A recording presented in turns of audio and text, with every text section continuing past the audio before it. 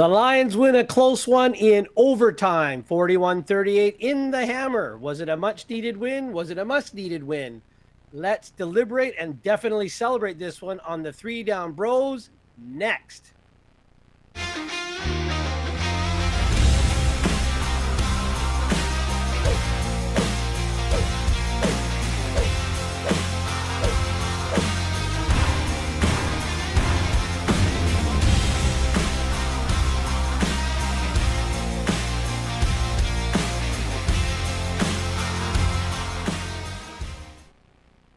Leo's Legion, your Three Down Bros here. Roland, Arthur, and Greg here to celebrate the Lions' overtime win, which puts their record at a lot better than we thought it would be, or I thought it would be anyway.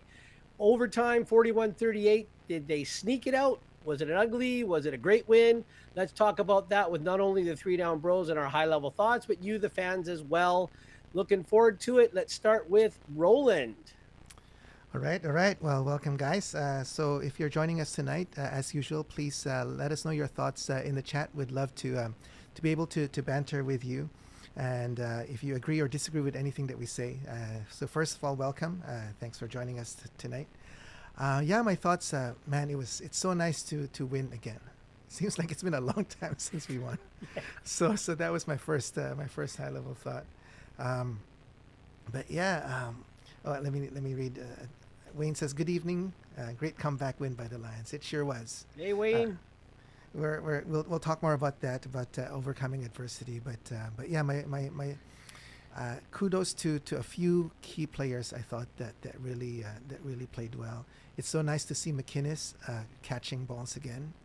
It was so nice to see Butler. He was a beast. So those were the two standouts for me. Rourke, started off I think a little bit off. Some of the balls were high. He was rushed, didn't seem to be settled in. But as the game progressed, he kept battling and he did enough to win. It wasn't back to his form like a couple years ago, but it was enough to win. So those are my high level thoughts. Arthur. I mean, I'll piggyback on your points. The defense. Great first half. The third quarter, it was a little tough. They stiffened in the fourth quarter, gave up those field goal tries, and then in overtime they really stepped up, right? Like Willios knocked the ball out. Yes. It's like we talked about it. Yeah, turnovers are great, but it's when the big plays happen, and obviously in overtime. It's huge to get a turnover in overtime. Yeah. So that big kudos to that. That's right. That was a forced turnover. Yeah. Right? Oh yeah. He forced it out. He stripped the ball. Exactly, and we were gonna get into it. Is I thought the Lions were battling three teams out there. Of course, they're battling the Hamilton Tiger Cats. Yes. They're battling the field. Their footwear on that turf. It was terrible. And number three, they're battling the officials. When Hamilton had 0 penalties called, I mean, there was one called, but the Lions declined it. But no other penalties for the whole game.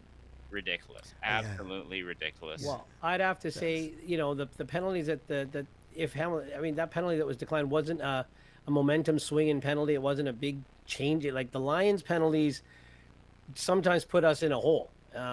Changing, second and short to second and medium or second and long.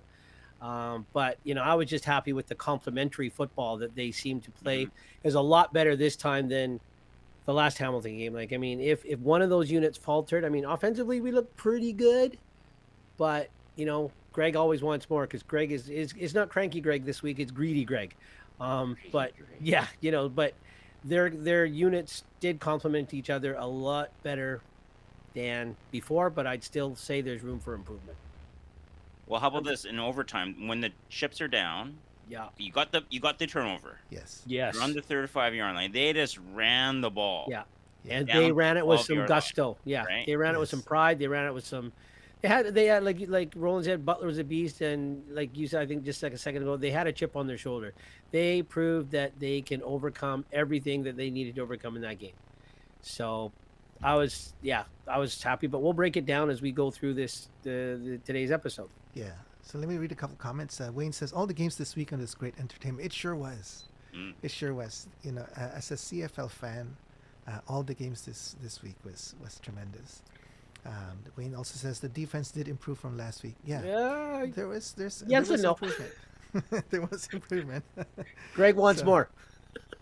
um, Well, it's just improvement. It's not. Yeah, We didn't yeah. say they aced the exam, right? No, yeah, no. But it was a night and day. It was a Jekyll and Hyde improvement to me. yeah, The first half, anyway. yeah, And the fourth quarter was Yeah. they stiffened, right? yeah, for sure. So let's take a look at tonight's agenda, and then we'll go from there.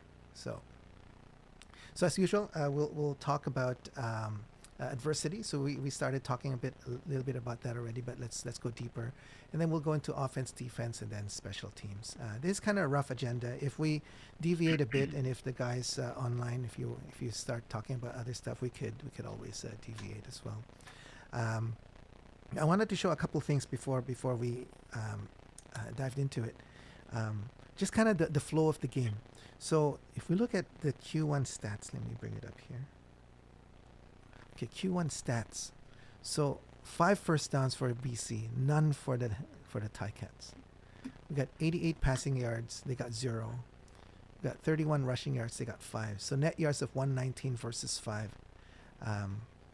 One turnover for the Ticats. So that's but their time of possession was only 3:11. We have 11:49. So we were dominating the first quarter, but the score didn't show that. We were actually behind by 1.6 to 7, right? So, and it was because of that 84-yard punt return TD, right? So their special teams scored for them. Their offense was sputtering. So that's after the first quarter. By halftime, first downs is 10-4. Passing yards is still huge, 206 versus 56. Rushing was 59-15. Net yards, look at that, 252 to 61. Time of possession was almost double, right? But still, the score was only 13-7. So at this point, I was getting a bit worried that, are we back to where, we're able to generate offense, but we just can't score. I was worried about that at this point. And then after the third quarter, the score was 28-28. And, we're still ahead in first downs and passing yards and rushing yards, but it's getting closer. The net yards is 348 to 238. And time of possession was also getting closer. And then I don't have stats for the fourth quarter, the end of the fourth quarter. But yeah, I just wanted to go through that.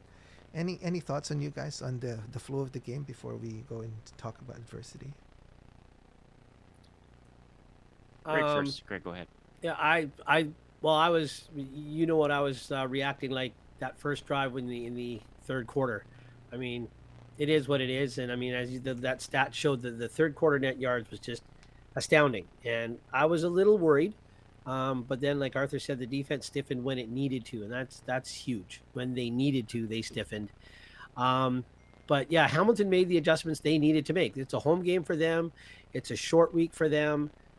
But they were able to make some serious adjustments for going into the second half, which was what we were hoping BC would do all year last year. I think that was one of our big bones of contention was in-game adjustments. Just never seemed to happen last year. This year, Hamilton showed it, and kudos to them. But again, I think we were able to adjust accordingly, just not as quick as I'd like, or any of us would like maybe. But, the third quarter was a little scary, but it was a good game from an entertainment point of view. It was, punch and counter punch, punch and counter punch. I'm just glad it came out the way it did. I don't think it should have gone to overtime, but, the defense, I was happy. All What right. about you, Arthur? Defense, you were happy? I was happy. Okay. Well, I'm not going to argue against that. You would have loved to have seen the BC, because you're up by 3 with 38 seconds left, or 30-some seconds left, right? And then Bo Levi was able to march down. Nice pass to Bridges, and kind of a fade pass. It was a nice adjustment. I think looks like Lawler had the catch, but we know the ball bounced on the ground. Nice. Yeah. So that's a nice. I guess that's kind of a pattern they run, and they kind of pull it off, at least in front of the officials as well. Well, from an entertainment point of view, I mean, I just a game fan. That was a great catch and that was a great execution by Bridges and Levi. Yeah. I mean, that was a wonderful catch, just not against my team. Yeah, I mean, you would have loved just if they could like force a third down, 3 and out on the 40-yard line or whatever. Like whenever they got the ball, I think it was like 40, 45 yards on that, a great return. That would have been nice. But they were able to rise. The defense was able to rise in overtime when they needed it to, right? They didn't give up the touchdown. I was afraid that like Lions would give up the touchdown at the end of the game. And then have no time left to come back themselves. Well, I mean, 38 seconds all the way. Yeah. It's hard, but And credit to Hamilton. I mean, they have the belief that they can come back because they've come back in a number of games, and their record is as good as it is because they've been able to do what they need to do. They were winning all the close games before. Yeah. And then this is the time that they couldn't get the. Yeah. Or as we're talking about adversity, like the Lions did not start the third quarter well, right? It was like pretty much 2 plays and it was a touchdown. Mind you, it was an all or nothing. Like that first pass to Tim White was an all or nothing sell up by Dante Williams, right? He just went for it, kind of hit him, but it was a glancing blow. And then 30 yards later, he's down by contact. So, and they scored. But BC did respond. BC did respond and march and get some points. So, what I'm going to say about adversity is, although they weren't getting calls by the ref, and they were getting pretty steamed. And I was saying to you guys in the game, look at Hamilton. There's no extra pushing and extra shove. They got away with a couple, and then they got at least one, and then the Lion guy got into his grill, and then they flagged the Lion player, right? Yeah, which, I mean, he stood up. I don't think he stood up with any intent to hit the guy's grill. It's just that's where he stood up. And the guy flopped. Yep. So and Hamilton was doing a lot of that extracurricular, stuff in the very opening of the game. Like, I guess just to get us off our game, maybe they were in our grill after every play, which should have been flagged.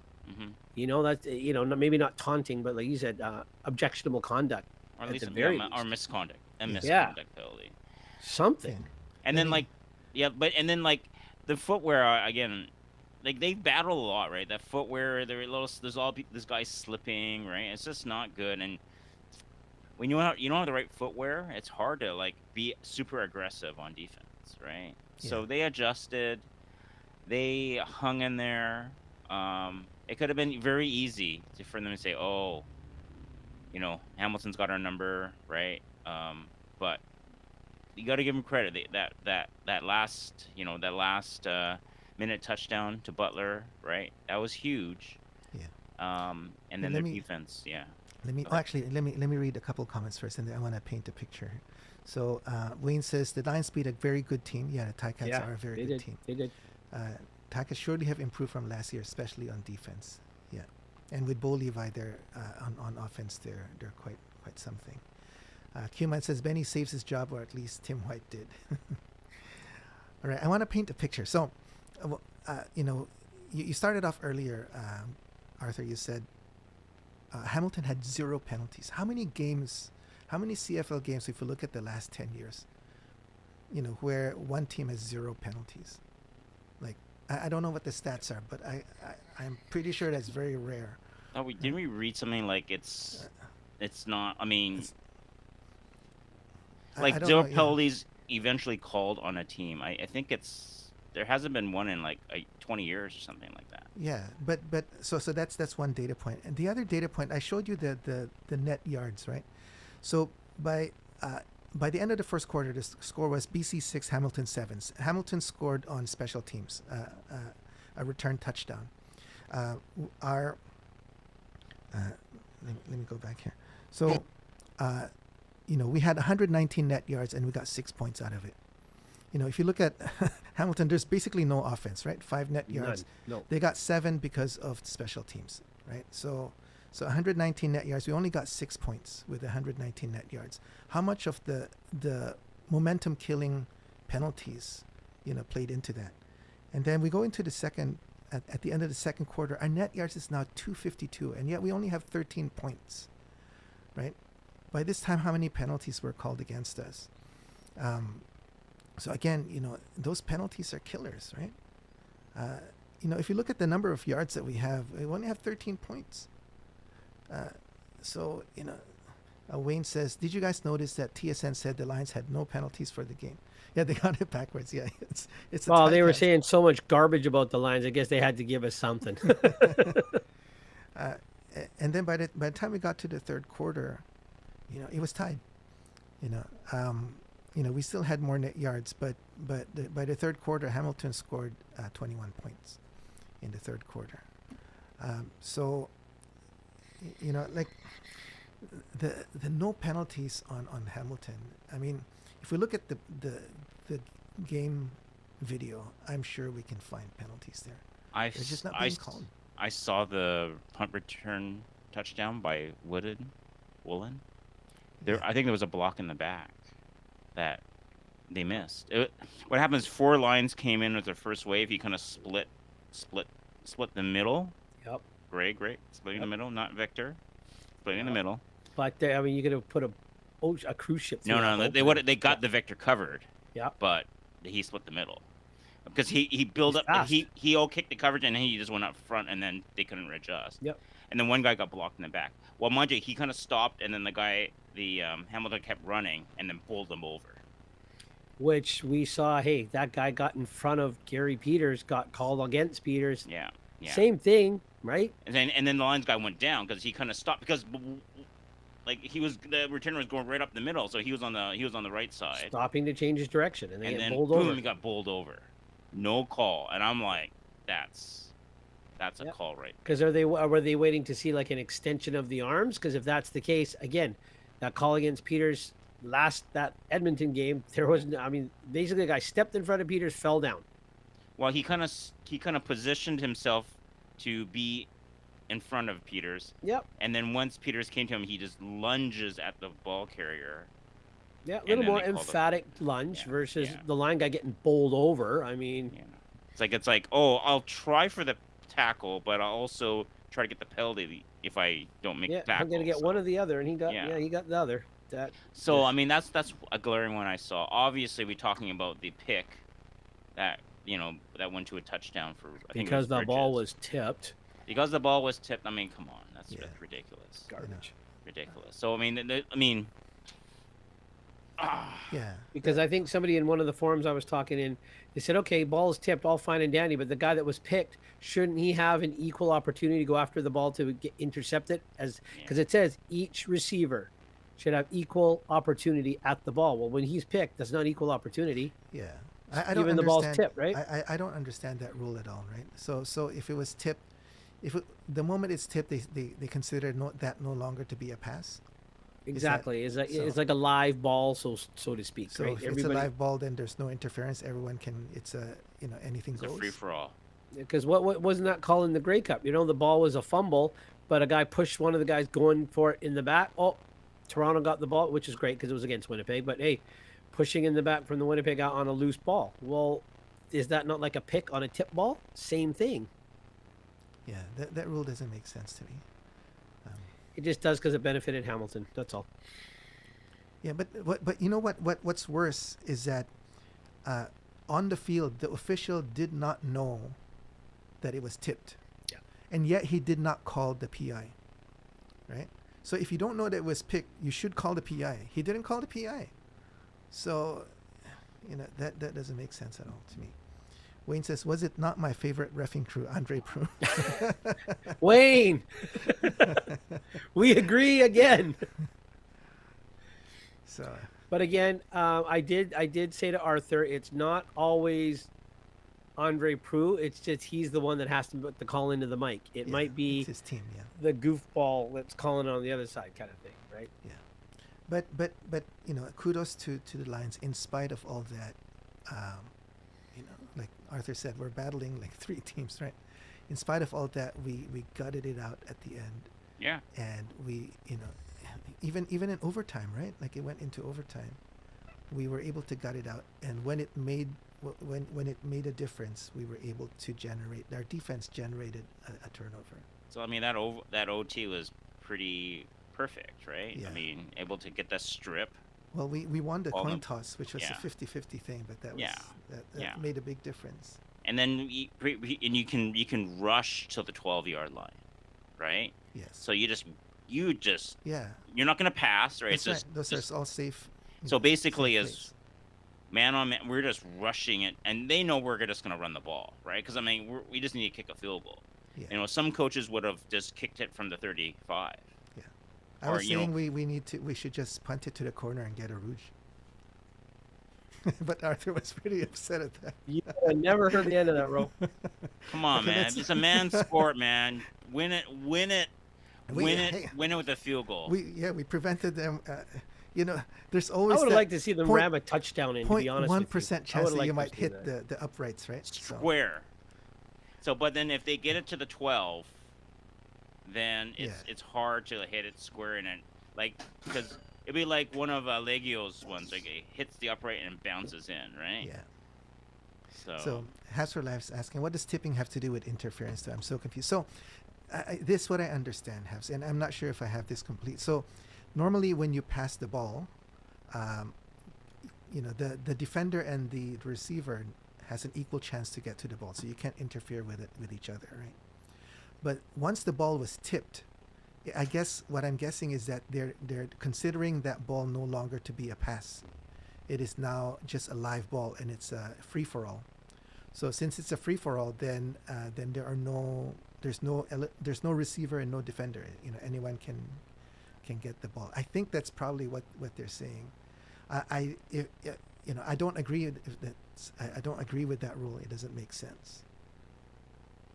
Hello, Habs for life, by the way. Yeah.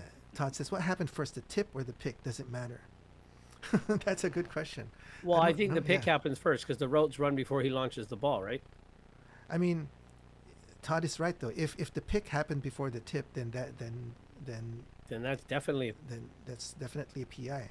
But like I said earlier, the ref on the field did not know that it was tipped, and yet he didn't throw the flag. So that's again, that's really makes me upset, right? I think the tip happened before the pick on the Lions DB.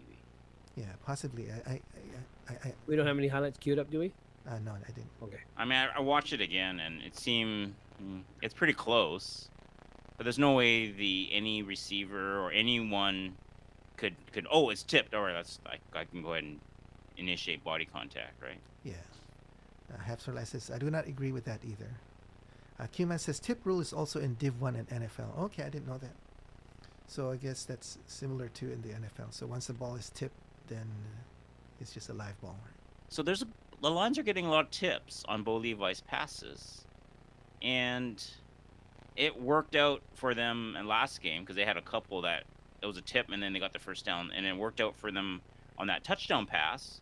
But on the biggest play to Tim White, it was another tip, and then Yeah. Bolio stripped it. So,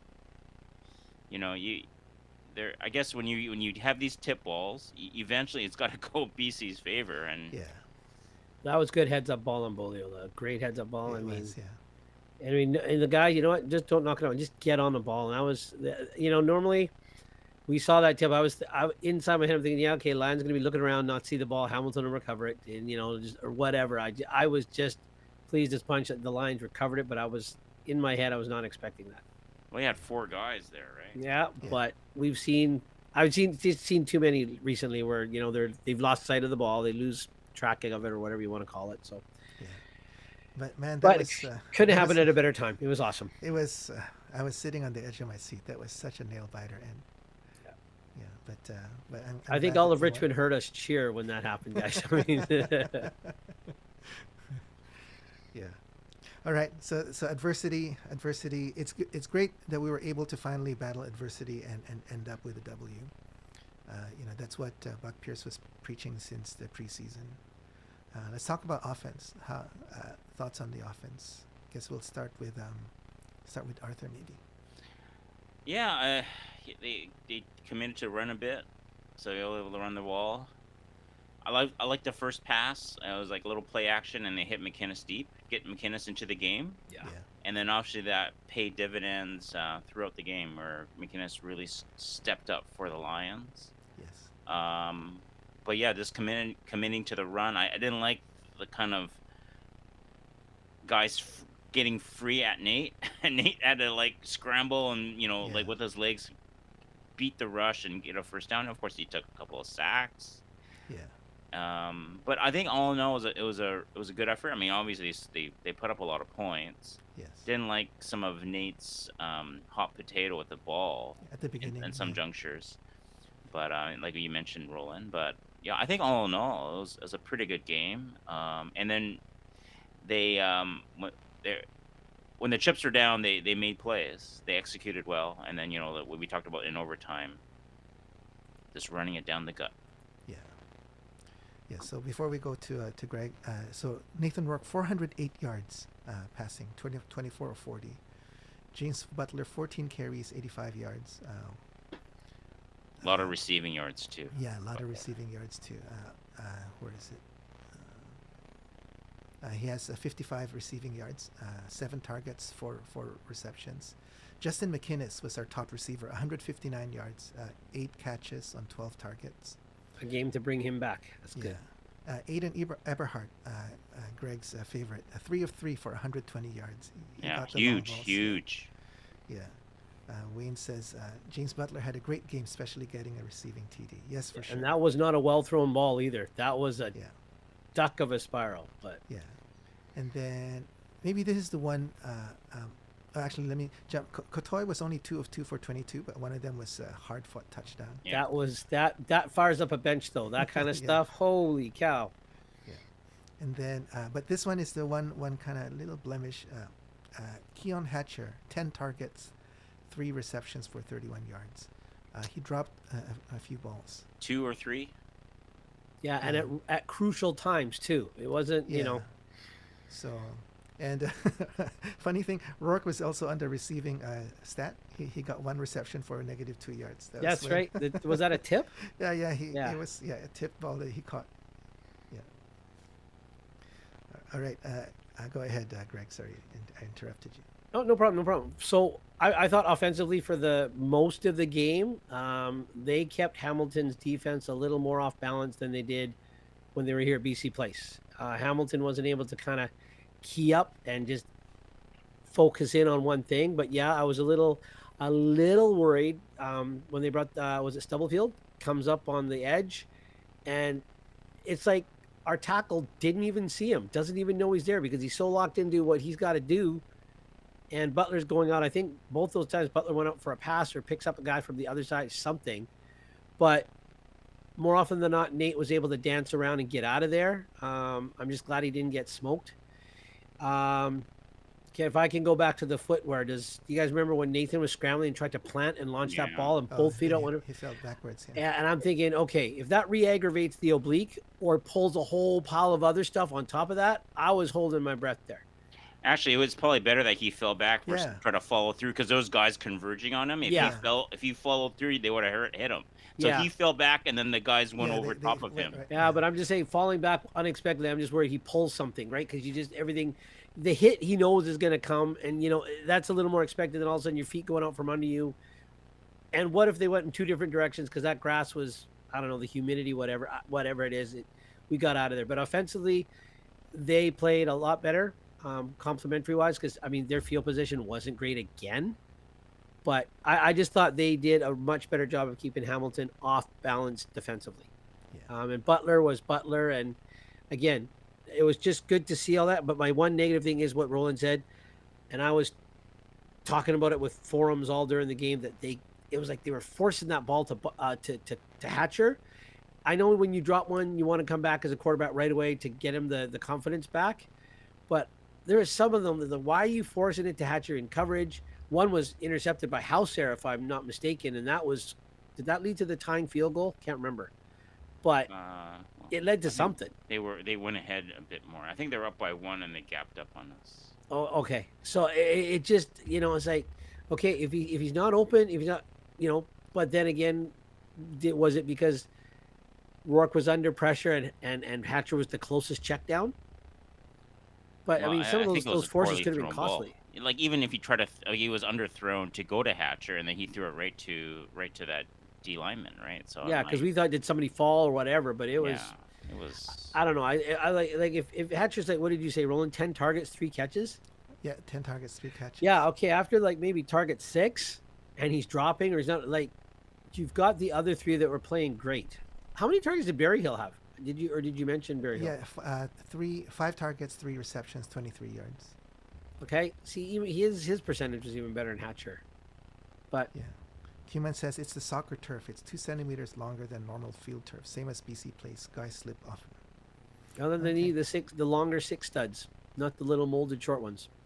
I mean, if it's the same field as BC Place, they should have a pretty good grip on it. But I guess it's probably more humid, right? Yeah, it's also outdoors. BC places Yeah. it. Well, I mean, okay, our roof's open, but there's not as much moisture can settle down on that.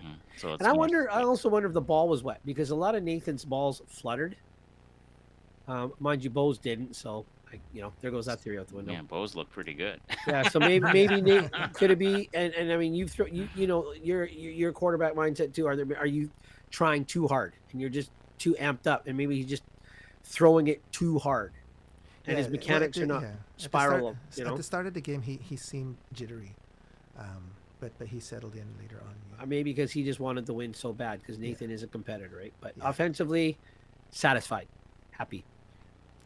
I think that if you got time like that third down and 12, right, in the last minute to go, right? They Oh, rushed, that they was rushed 3, and then you have time to sit back and he can properly just execute the throw. That was a nice spiral. But anytime you're like in the pocket, if they're blitzing and he kind of scrambled right, and then you saw Butler and he just tried to get it there as fast as possible. Yeah. Sometimes in your just the rush to get rid of the ball with zip, you might not have the best spiral. But if you can sit back, no pressure, and then you're gonna pick out a target and then just lay it in there, he can. Yeah, he had pressure. Yeah. Does cumin mean can't be an excuse? If he grew up in that humidity, he should learn it. He should know. Yeah. Oh, well, that's okay. I mean, what about you, Ro? Offensively, how did you? Me? Well, like I said, a lot of it, a lot of our offense, Human says that's Kent. A lot of our offense depends on Rourke, and he wasn't 100% settled at the beginning. It was a lot of pressure, like you guys said. He was jittery. He was, trying to force things. But as the game progressed, and we had adversity, like we talked about earlier. But as the game progressed, he settled in, and we were getting huge plays from Butler, McInnes, Eberhardt.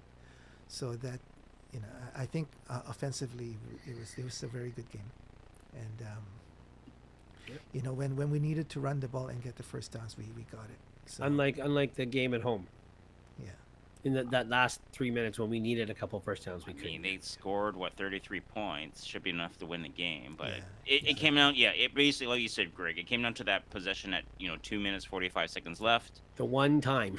They're up. They needed just to make some first downs. Yeah. So yeah. Todd says Butler is a complete package. He released from the backfield, chipped the D end, and then and the D end landed on his backside. Then Butler went upfield for a pass completion. Yeah. Yep. Yeah. That's what we missed when Butler left for those few years. All due respect to Stanback. Stanback has his upside, but Butler has a few more upsides, I think. Yeah. Wayne says, I can't imagine the pressure on Nathan. He's expected to carry the Lions into the playoffs. 100%. Yeah. That's what quarterbacks do. Yeah. Well, he's being paid for it, right? Yep. And he wants it, I think. Yeah, I'm sure he wants it. Because let's be honest, I don't care. NFL, CFL, Div 1, high school, elementary school, Pop Warner, quarterback's always the focal point. Am I right, guys? Well, unless you're on a stacked team, then you don't have to. Your Oh, quarterback. come on, nobody expects a DN to carry them into the playoffs. Come on, it's always the quarterback. Quarterback gets the girls, gets the credit, man. We all know that. There are But some teams in the NFL you don't need a win with an elite quarterback. No, You need an a elite passable- defense. A passable You quarterback. need an elite defense. You need elite running back. And in a CFL, it's harder. Yeah. You It's can't usually the have quarterback. an ordinary quarterback. You still need someone. well, what do we say? It's always said it's a quarterback-driven league, right? Yeah. Oh yeah. Yeah, So yeah. three downs. It's very offensive heavy. Yeah. So Tommy says Butler pass blocking is really good. Yeah, I agree totally. Cuman Yeah. says Stanback wasn't a good receiver. Yeah, he dropped so many balls coming out. All those easy balls coming out of the backfield, and he can't. The juggling act in Saskatchewan. Remember that first pass off, first offensive play, tip, tip, tip, pick six. Yeah. I mean, that says, was free. Trent Dilfer. Huh? Yeah. Exactly. Okay. Yes. He won a Super Bowl there, Greg. So Yeah, but he still gets the credit, gets the girls. Come on, he's a quarterback. They well, I always mean, get he's that. got the money. I mean, it doesn't take. I mean, it's like he's still gonna Hey, be like a number one DBs quarterback. never get the girls, Arthur. We talked okay. about that last night at dinner. DBs Yeah, never get the girls. Greg's talking from experience here. He's still a bit bitter, I think. Okay, next show. I think you did okay, Greg. Hey. Yes, I have a keeper now who knows nothing about football. But we'll go. I won her with my intellect. Anyway, let's move on. Yeah. Wayne says, I don't think Arthur's Stanback has biting been his the tongue. same since leaving the Alouettes. Yeah. Yeah, I think maybe the system did benefit him. Like that was a system that he fit well in. Yeah, I think so. I think those were those teams that he was the focal point. He was, but not. I mean, with the Grey Cup notwithstanding, I mean, he wasn't like a focal point. But the prior teams to that, it was really more on the running back. I think Cavio retired, and then they needed to lean more on Stanback, and he led them, and he did, yeah. the power game was there back then. Yes.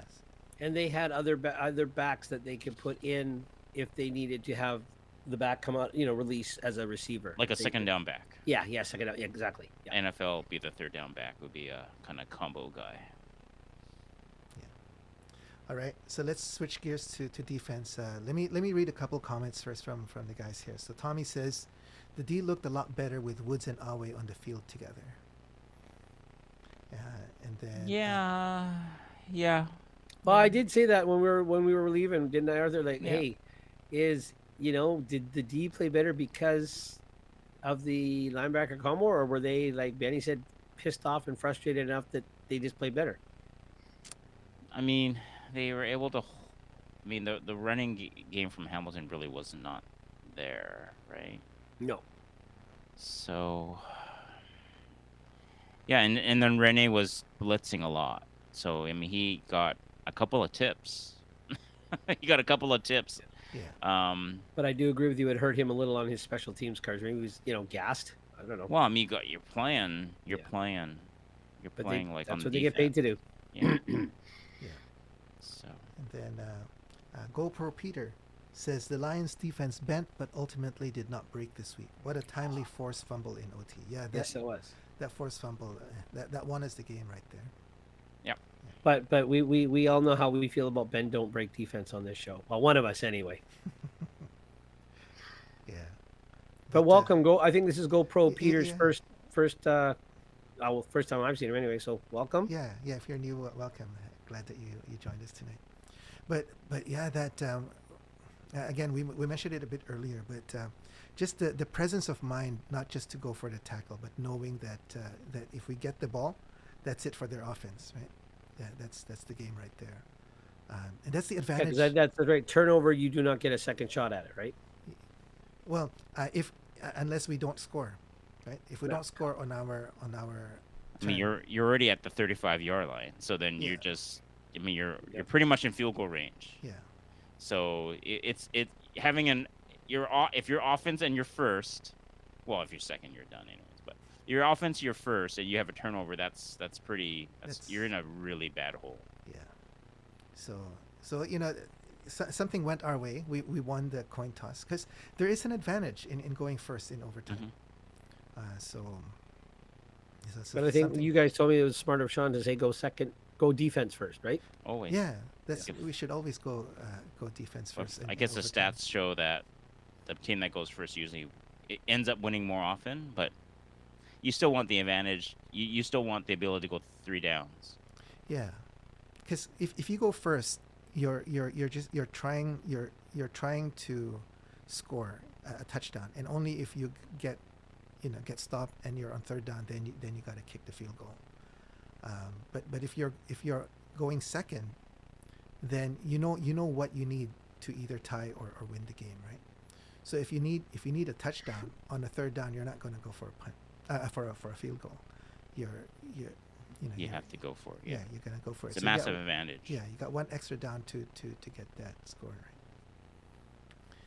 right. Tommy says we all love Hladic. He's a great tackler, but reacts to play so late. Woods is a better overall player.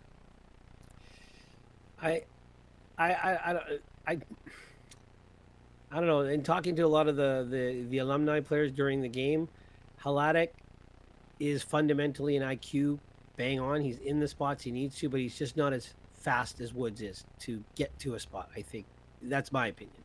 I don't. It's not that he's not too late to react because he's a pretty smart player. Yeah. I don't know. What do you guys think? Yeah, Tommy says 100%. I mean, I mean, you can't really compare. It's really unfair to compare Haladic to Woods, right? Woods is a better player, but I think what you have to compare is Haladic to like the Rene, right? Yeah. Because we're talking about two Canadians, and the ability now. Then you shift Dante Williams to half, right? Because Dante Williams would play Sam, then you switch him to half. So, which combination of Dante Williams at half, like so allowing you to do that? No, can Haladic play Sam? We'll find out, right? He's come in and he's played Will. He's played the middle. So these are things that like the linebacking coach and the DC have to figure out where he's best deployed. If that means like Josh Woods is designated American and he limited his snaps, I don't know, right? So, and again, in this ratio, right? It's all about ratio. How the other Canadians are not doing on the defense or offense, which will probably dictate that. But at least the good thing is we have some flexibility. Yeah. Yeah. Because with Haladic out, they could still win a game and improve on defense. So Yeah. Tommy's asking, isn't Woods Canadian? he's an American. No, he's American. Good old UCLA grad. All right. So, okay, another comment. Q-Man says, Hladic can't play Sam. It's a coverage position. Yeah. It's Rene versus Hladic. Yeah. Yeah, and who was that? One of the lines alumni said, "Yeah, Haladic is a little slow in coverage. I mean, he's where he needs to be. It's just he can get beat in flat out foot speed. I think." So maybe on first down you can spot him. He's like a first down linebacker. Maybe you put Woods at Sam, and then in an obvious passing down you take Haladic out, and then you bring in Rene, who's probably a better blitzer as well, and maybe a better cover guy. So I mean, we'll see. Tommy says, so Woods is from Ontario, California. Well, he's from Ontario. Ontario, California. I can't, yeah. It's a nice place. It's not that far away from UCLA, but All right. Additional thoughts. Okay, Greg, any more thoughts on defense? So you've been pretty tough on defense the last. Pretty tough. Yeah. I can't help it. I'm greedy. I want, like we were talking yesterday, I want the Lions D that when it comes time to play the Lions, that D has this reputation as like, do you know, like that D in the 80s when Don Matthews had our defense. In the 80s. I'm sorry. 40 years ago. Yes, I know, 40 years. But when we had Hebler, Klassen, those guys, Lockbaum, Benefield, like those nastiness, those guys. I miss that intimidating defense where offenses were worried. I would like to see that again. I mean, I know it's not going to be dominating butt kicking defense, but at least people worry like they do when Winnipeg comes to town and say, "Oh, that Winnipeg D." I'd like it to. I want to hear, "Oh crap, it's that BCD." They're obvious. Do you think they're prioritizing the offense then? Gee, I don't know. The guy named Nathan Ward. I think they're a little leaning. I think they're a little heavier on that. Yes. Yeah. And of course, I know the dollars being the dollars now versus back. I that's just me though. I just want a defense where other teams are concerned. You can pay. Yeah, you can pay for it. Like Edmonton's put a lot of their money on defense, right? Yeah. Well, we've got a lot tied up on Matthew Betts. But I was happy. Like I said, the top of the broadcast, I was happy with it. But that's the tone of what I'm happy with it. But I still think they can get better. Yeah. Q-Man says, noted Woods won't be good won't be the good player he was until late this season or early next. Yep. 18 months after ACL to full recovery. Yeah. Yeah, he'll continue to get better through this year, and then next year hopefully will be his gap up year, and where he can get to like a star status. That would be really good for the Lions. Yeah. Yep. Let me jump to Wayne first. Winnipeg didn't do that great last night. Mind you, neither did their offense. And I was Yes. very happy about that. Okay, Tommy says Betts needs to do something. So we were talking Agreed. about money, Oh right? I mean, boy. he's getting a lot of money, but What are his stats? on this game, Oh, Roland, that's not a good stat. 1 defensive tackle. I mean, in the past, he was responsible for a lot of hurries on the quarterback, but this game, I didn't really see a lot of hurries from him. That's This a lot game, of last single. Game, the game before I s- that, the game before that, I don't remember I seeing see a lot of of single coverage. Maybe they're taking away the run, like I was saying, right? Maybe the D line is just trying to take away the run. I don't know. Like I don't know what's called, Yeah, but they need more pressure on the quarterback. yeah. Bottom line. Tommy says place 100% of defensive snaps too. pretty close. Yeah, so I'm not really sure what's happening there. We know that he's capable of a lot more. So I don't know what the problem is. Whether the defenses have figured out his tendencies, and now You mean the know how- offenses? Yeah, the offenses have figured out his tendencies. Because this whole year he's kind of. Is he hurt? Because I've noticed he's got an elbow brace on, and he gets held probably just as much, if not more, than he used to. But he was able to fight through it and not get so frustrated before. Yeah. He would take the odd frustration penalty and slap a guy inside the head, which one of us has called him out for it on this show. I'm not going to say who, but we never see him run off the field. Before we'd see him run off once in a rotation, but not now. And there's another name I haven't really heard a lot of is Tehama. 0 tackles, 1 special team tackle. Yeah. Our D line is underperforming for tremendously. I think Tavai's doing okay for a guy getting full, more regular reps. But again, because they're making a bigger deal of Tavai being hurt and out, and Ture than they are Betts and Tehama being in. Yeah. Yeah. So I don't know. I mean, Arthur, you're saying possibly they're being asked to focus on just stopping the run Yeah. at the expense of doing a strong pass rush. Statistically, they're the worst against the rush in the league. So you're gonna have to if I say to you, okay, we're the worst against the rush. How do you fix it? You guys tell me. You guys are football guys. How do you fix a defense that's leaky against the run? Yeah. There's only 2 or 3 ways you can do it, right? Linebackers are closer to line of scrimmage, or they're committing to the line of scrimmage, and they're stacking the box. They're not going to their drops. You move Embolio inside, right? Yep. Right. Then you lose your safety, or you have your D line not rush. Yeah, like don't sell out for sacking the quarterback, but be aware of the run and then collapse. Yeah. So you tell me which one they're gonna do. Tommy says Woods and Awe. Well, other teams don't seem to be having that problem. Well, the big runs that are the BC are letting up, pulling offensive linemen are taking out Awe. Like he's right on an O lineman and he's getting wiped out. So does that mean we don't have the horses on the D line?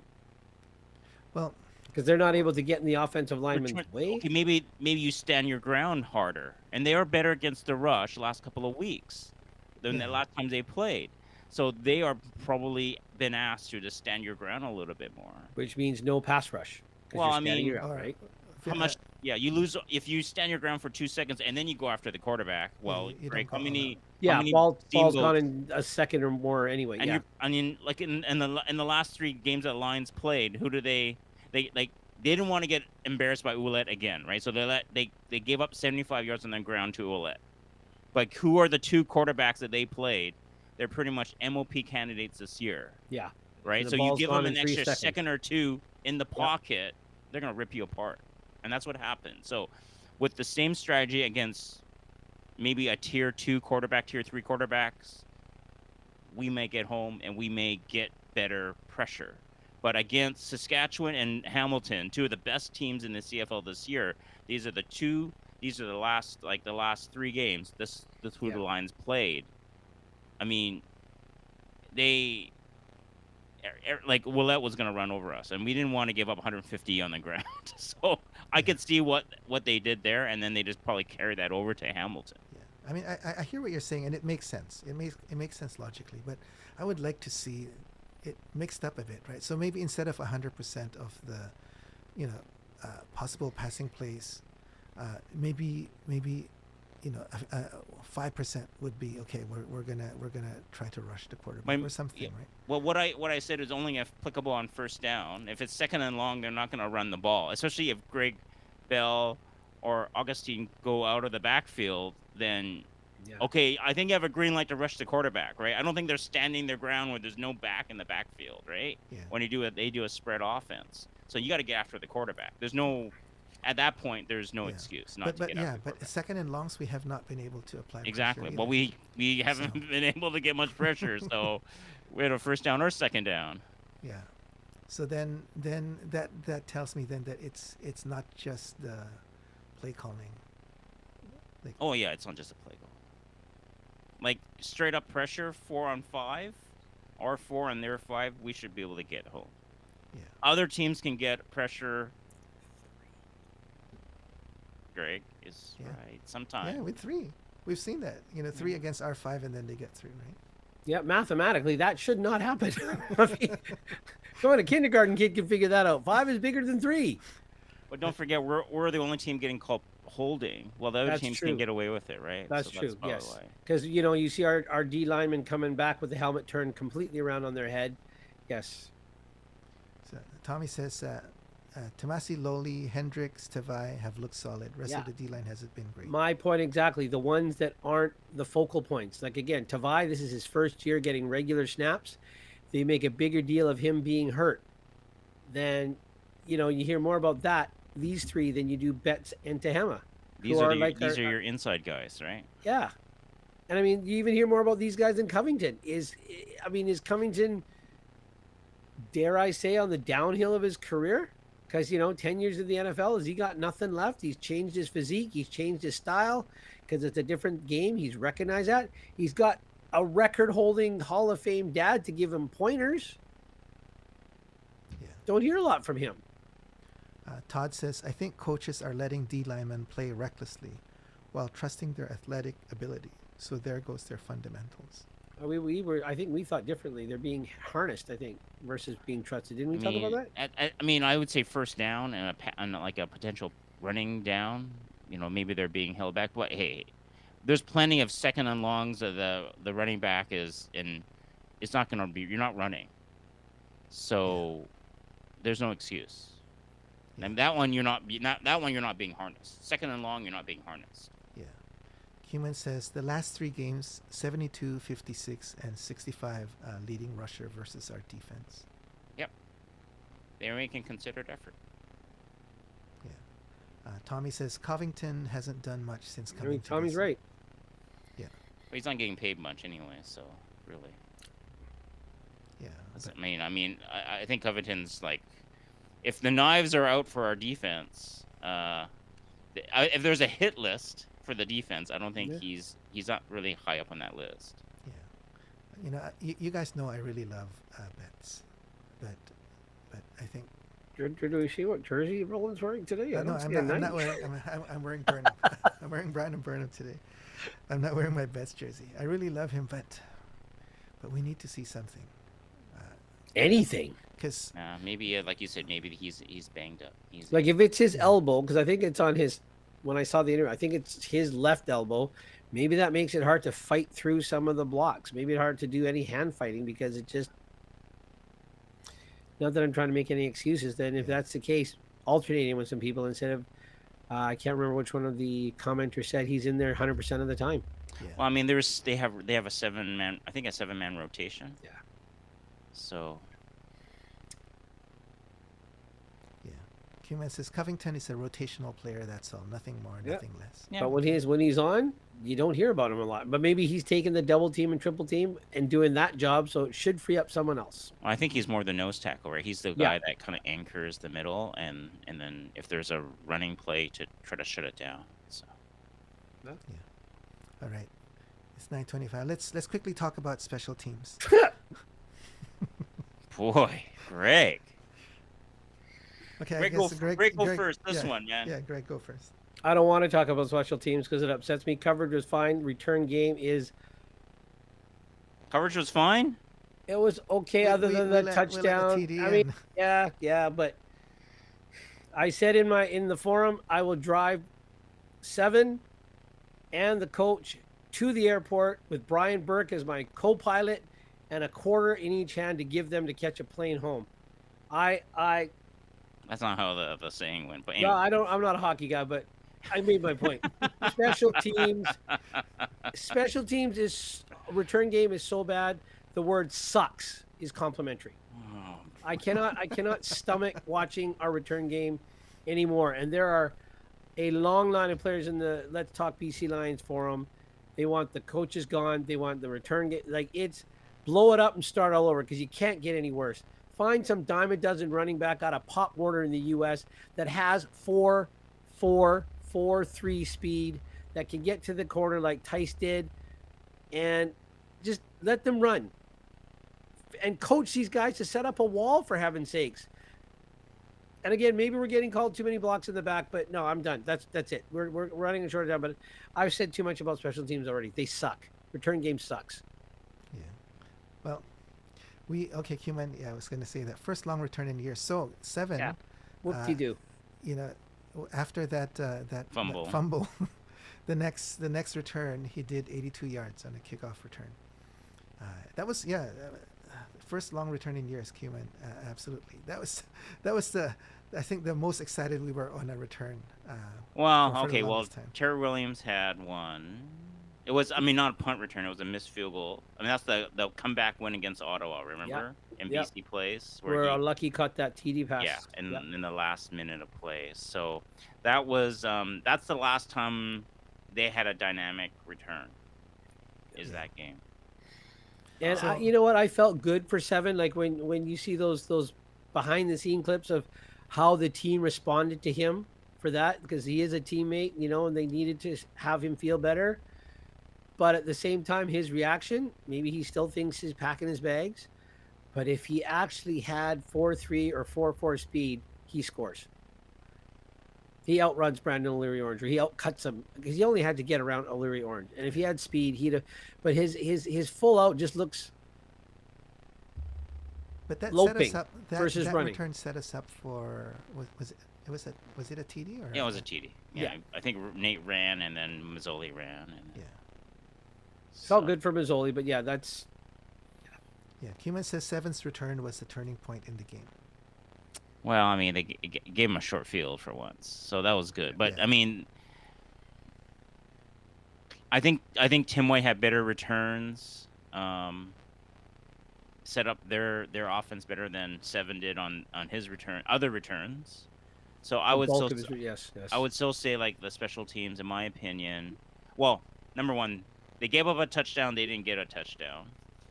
They both got a turnover, both ways.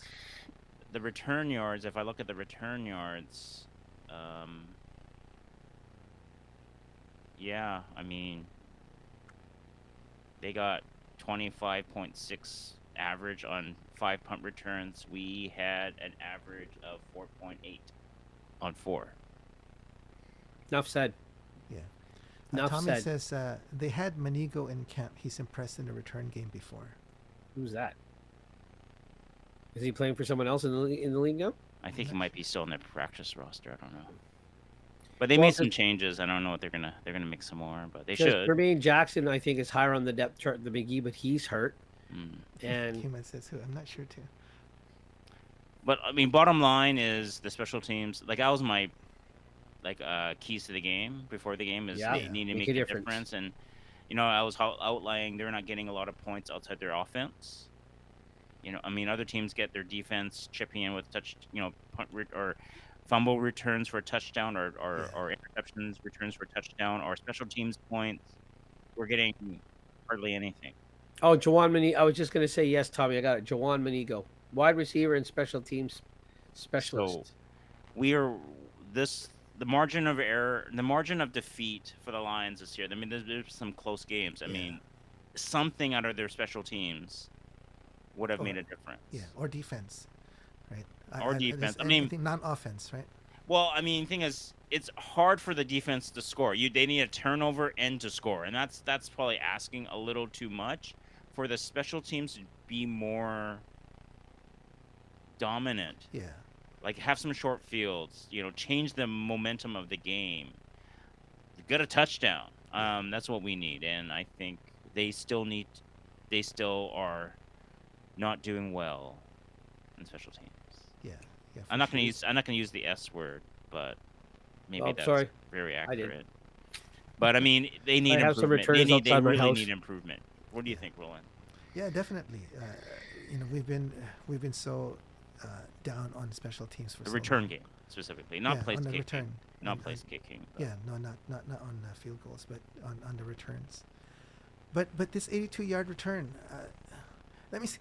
He had it in him, right? So the fact that he was able to do this 82-yard return, that means he had it in him. But for whatever reason, we never saw it till now. So Maybe there was a couple of illegal blocks that the refs just didn't want to call on the Lions. oh, you think the yeah. Todd says Peters is trying to set up a wall on that malicious hit. on Sorry. Lich. Oh, Yeah, I think Todd. I think Peters just said hello, and then Legio went down. that was so lame. Like that was just a little tap, and then he falls backwards, and then we get called on it.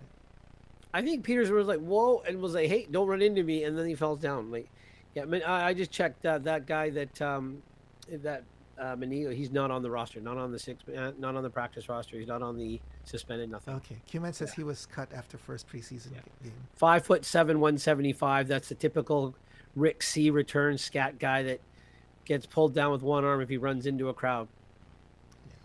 Tommy says bring back Chris Rainey. I don't even know what he's doing now. He's Think so. coaching Pop Warner, and he's got a skills camp for kids.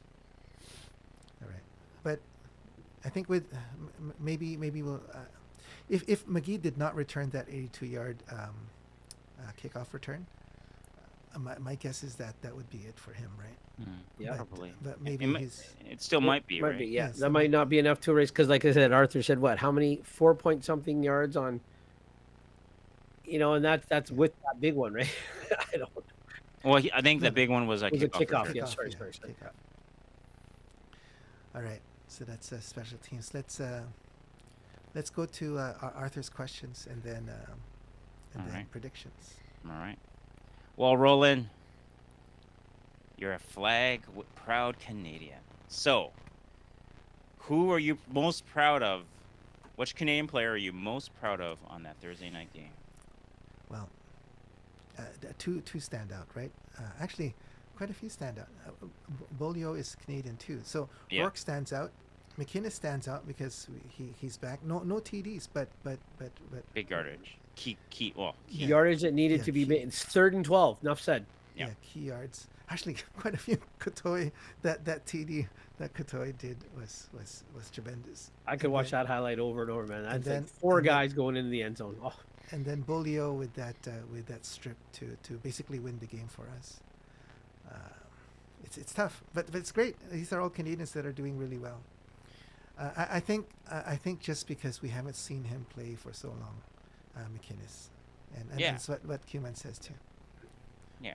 Okay, so yeah, Awesome. Greg, yo, sir. you love the unsung hero, the little Yes, guy sir. that doesn't get the name recognition. So, Yep. who is your unsung hero? That's a gimme. Come on, my I boy, know, number we 19. know, yeah. Number 19. I mean, again, big catches that had to be made at crucial times. Setting up majors. I think the first one set up Katoy, and that one where he, the one he wrestled out of the air, that was a 50-50 ball. He went up, got it, and outfought that guy for it. So, again, Aiden has shown up every time. What's his stats? How many targets? How many catches? I think he's 3 for 3. Yeah, 3 for 3? 120 Yeah. yards. So again, he's not a focal point for the offense, but he's there when needed. And you know what? That's what unsung heroes do. Yeah. So before we get to Arthur, Human says Pickett for his unsung hero. Yeah, 2-point Talents convert. Aviation. Not a touchdown, right, Luke Wilson? Yeah, no, that was so bad. Talon says, what's up? Yet another L for blue, but at least y'all won. Yeah, it's an L for blue. I'm sorry, Talon. I really am.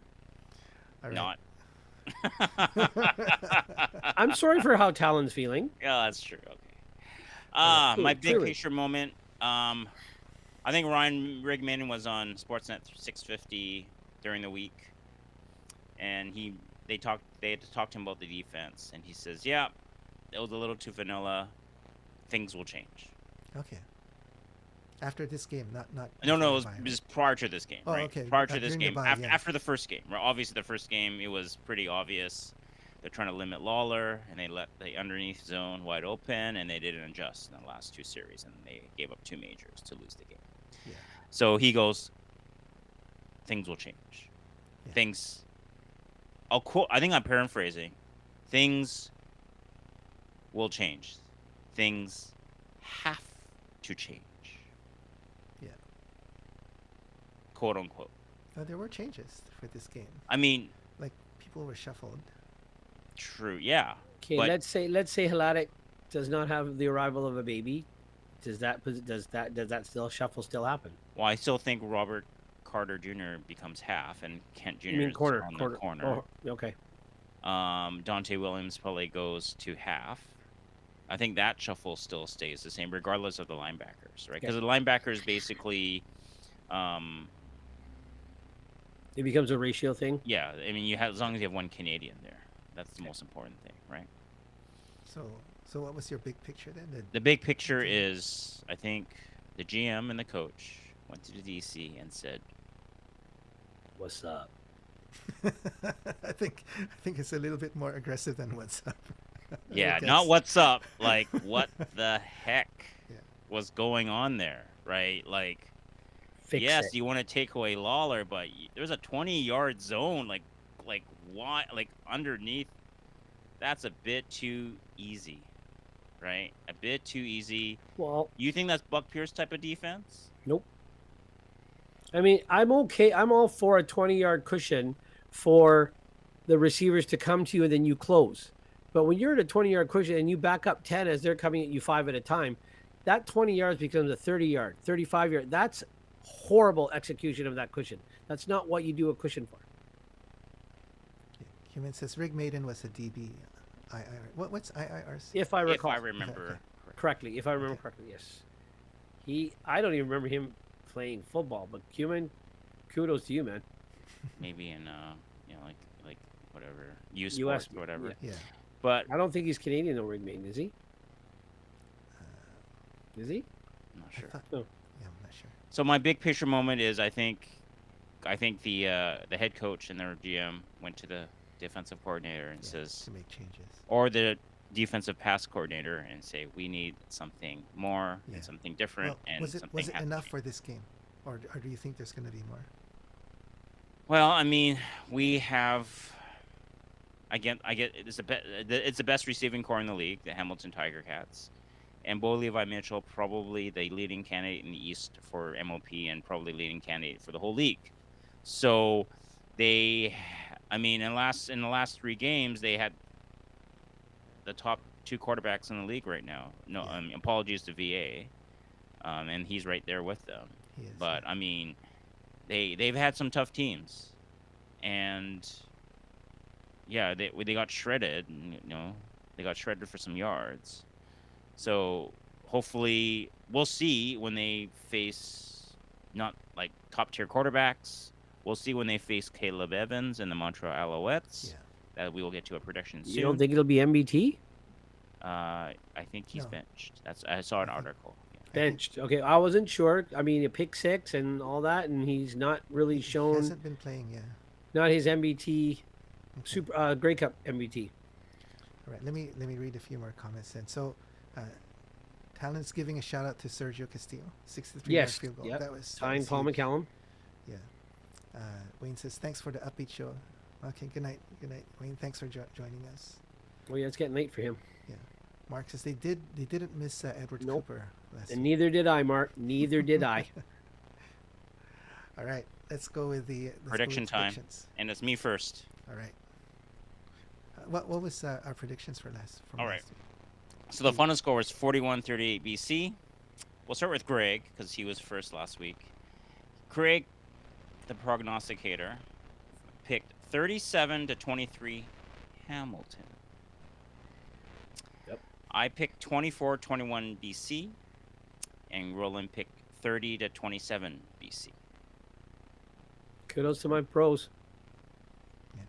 They scored a lot more than what we expected, which is good. But we both had a 3-point margin, and that's Okay. what it was. Yeah. I'm happy to be wrong. Okay. I am. All right. All right. So the predictions. Lions host the visiting Montreal Alouettes this Saturday. Yes, against Caleb Evans. who- Caleb Evans, starting quarterback. MBT probably a short leash on Caleb Evans, maybe mean, at least a half, and then What? And then just- they put NBT back. well, I mean, depends on how they're doing. Yeah, I think they got to go with Evans for the whole game. we'll see. We'll see. I mean, hey, Unless he's if they can't, they're gonna try to establish a run or the quick passing game, they can't do it against the BC Lions defense. Then Oh, Cuban's Yeah. quick. Quick Yeah. on the draw, Cuban. Is that what the Q in Cuban is for? Quick. so I'm going 27-21 BC. Caleb Evans going to be able to put up 21 points. Okay. Well, maybe it's their special teams. All right, Roland, you are next. All right. Okay. So for sure, I think it's going to be BC. I mean, I don't You think. pick BC every week. Roland I can can't afford see- to. I can see on the street you Yes. pick BC every week. Yeah. What did Yes. Roland pick for the final record? 11-7? 12-6. 12-6. Okay, Roland, you got It's- no it's more. still- Yeah, you, Still okay. doable. Still doable. Still Yes. doable. I mean, Yeah. they got to run the table and have one loss, but I mean, still doable. Tommy says, still don't get why Montreal doesn't give James Morgan a chance. I haven't seen him play. He's the third quarterback Yeah, I because haven't seen him Davis play, on the so- 6th game. Wayne says, my prediction, 31-14 for the Lions. And that's coming from a Riders fan. Yeah. So So BC's his second favorite team. Yes. Wayne's second favorite. That's the check. only thing I don't agree with Wayne 100% on is choice of first place team. First choice team. But he's a CFL fan. That makes him cool. Okay, so BC, the last few weeks, we scored 32 points, 27 points, 33 points, and then 41 points. Yep. So Defense, offense has really picked it up. yeah. So I think it's gonna be. So I think we'll do 36, Whoa. and then Montreal will be. Oh, so he's picking a VC win again, Yeah, right? yeah. Yeah. Well, I mean, come on. Yeah. Come on. Montreal. He's not gonna pick Montreal now. I mean, like, No, I think Montreal will be 18. all right, 36-18. Yes. Wow. all right, because- Greg. Because if we Oh. look at, let me back that up. Right. Yep. So, Montreal scored 22 against Edmonton.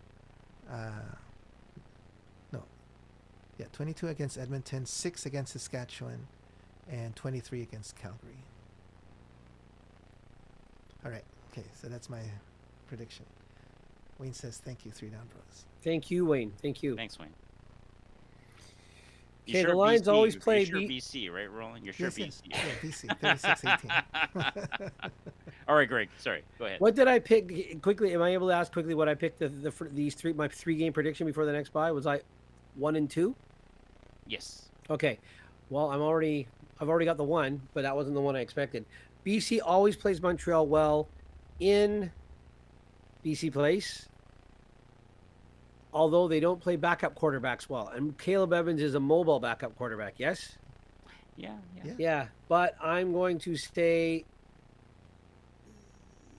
I think you gotta let that 1 and 2 prediction go yeah, I'm going to say because they play Ottawa game after this one. Yeah, I say 27, 23 BC, but their O line better play That perfect because there's BC was not very convincing.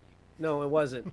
It's not. It's like if you could straddle the fence, you would. Or If you I- wouldn't go for a tie. No, no. I mean, the O line has to play almost perfect football because I don't know. There's Lemon is back, and that guy that pretty much ragdolled Fajardo every other down. That he's got the 2-part last name. Don't remember what his name is, but the Montreal D lineman. They got to again, and it's Noel Thorpe's defense. So I'm 27-23 Lions. If Duquois is still out, they had like another injury. So let's see how their DBs, if they're beat up, if they're having a lot of fill-ins, and they don't have their. And what time's the all-star- game? 7 o'clock Unfortunately, no, 4:30.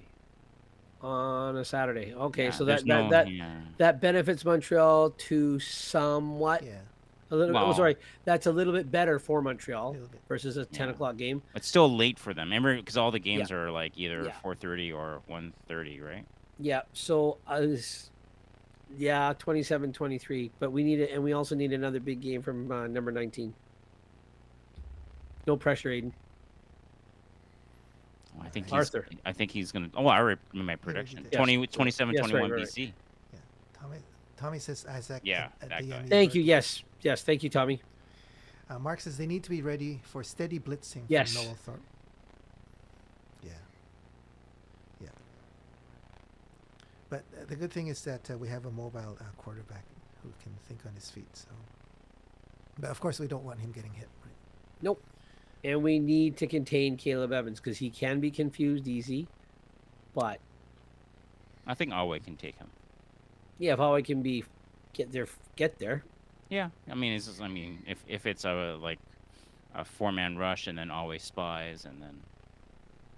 Yeah. And then if he breaks contain, then Alway can track him down. Let's hope so. Yeah, I think. I mean, that's.